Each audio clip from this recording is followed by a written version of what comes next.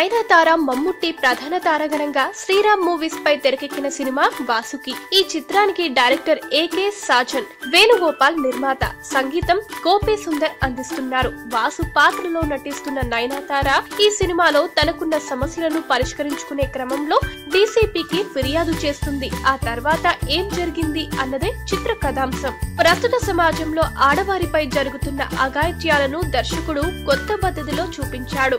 Commercial elements కథకు జోడించడం వల్ల మెయిన్ ట్రాక్ కాస్త పక్కదారి పట్టినట్టే అయింది. సెకండ్ హాఫ్ లో చాలా సీన్స్ సాగతీసినట్టు అనిపించాయి. ఇక ఈ సినిమాలో ప్లస్ పాయింట్స్ అంటే నయనతారే.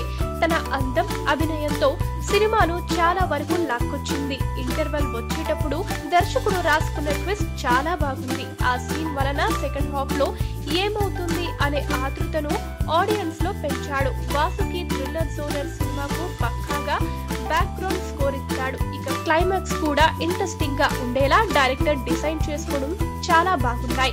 మమ్ముట్టి కూడా తన పాత్రకు న్యాయం చేశాడు. ఇక మిగిలిన నటీనటులు కూడా తమ పరిధిలో ఓకే అనిపించుకునేలా నటించారు. వాసుకి సినిమాపై పబ్లిక్ లో వినిపిస్తున్న టాక్ ఇదే. ఈ వీడియో గనుక మీకు నచ్చినట్టయితే లైక్ చేయండి, షేర్ చేయండి, సబ్స్క్రైబ్ చేసుకోండి.